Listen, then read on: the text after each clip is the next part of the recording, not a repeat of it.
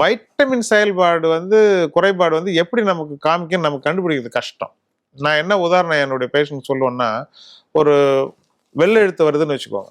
அவங்க வந்து 2-3 வருஷம் வந்து கஷ்டப்பட்டு படிச்சுட்டு இருப்பாங்க. ஸ்க்ரீனை வந்து பிரைட் ஆக்குவாங்க, ஃபாண்ட்டை பெருசாக்குவாங்க, அட்ஜஸ்ட் பண்ணி படிச்சு ரொம்ப கிட்ட வச்சு படிப்பாங்க. அப்புறம் ஒரு நாள் யாரோ சொல்லி ஃப்ரெண்டோட கண்ணாடி வாங்கி போட்டு என்னடா இவ்வளவு பளிச்சுன்னு தெரியுது அப்படிமா. வைட்டமின் குறைபாடு அப்படிதான். நம்ம சோர்வா இருப்போம், டயர்டா இருப்போம். சரி இன்னைக்கு வேலை அதிகம், இன்னைக்கு சாப்பிட லேட் ஆயிடுச்சு, இன்னைக்கு டென்ஷன் ஆகிட்டாங்க, ஞாபக சக்தி குறைஞ்சிருக்கும், நமக்கு வயசாயிடுச்சோ, இப்ப கால் லேசா எரியும், சரி இது வந்து ஜென்ரலா சத்து குறைவு அப்படின்ட்டு இந்த வைட்டமின் B12 குறைபாடுகள் வந்து வாய் எரிச்சல், வாய் ரொம்ப எரியணும், காரம் தாங்க முடியல. அவங்க எங்க வீட்டுல அவங்க சாப்பிட்றாங்க, என்னால சாப்பிட முடியல.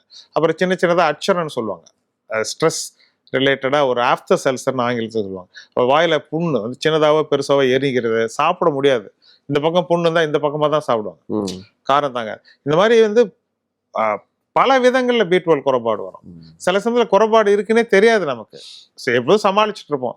அப்போ வந்து இந்த B12 கொடுத்த பிறகு டாக்டர் எனக்கு இப்போ நல்லா ஆயிடுச்சு. என்னுடைய அனுபவத்துல இந்த B12 கொடுத்த பிறகு எனக்கு வாழ்க்கை பளிச்சுன்னு ஆயிடுச்சு, ஞாபக சக்தி வந்துருச்சு, கால் எரிச்சல் குறைஞ்சிடுச்சு, எனர்ஜி லெவல் இம்ப்ரூவ் ஆயிடுச்சு அப்படின்னு. சரியான ட்ரீட்மெண்ட் வந்து இது இன்ஜெக்ஷன் தான். ஏன்னா இவ்வளவு ஒரு நுணுக்கமான அப்சார்ப்ஷன் ப்ராசஸ் இருக்கிறதுனால நம்ம மாத்திரையா சாப்பிட்டோம்னாக்கா அது உள்ள போகுதான்னு மறுபடியும் நம்ம பிளட் டெஸ்ட் பண்ணிப்போம். அது ஃபுட்லயே எடுத்துக்கலாமே.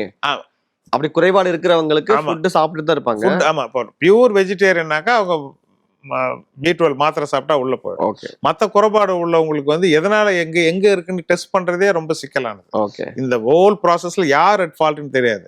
இது எல்லாத்தையும் பைபாஸ் பண்றது வந்து B12 இன்ஜெக்ஷனா கொடுக்கறது. அந்த இன்ஜெக்ஷன் வந்து தசையில கொடுக்கறது, இன்ட்ராமஸ்குலர், வலிக்காது, விலை கம்மியான இன்ஜெக்ஷன், பக்க விளைவே கிடையாது. இதை வந்து நான் வாட்டர் டேங்க் சொல்லுவேன், உங்களுக்கு வாட்டர் டேங்க் முடிஞ்ச பிறகு டாப் அப் பண்ணிக்கோங்க.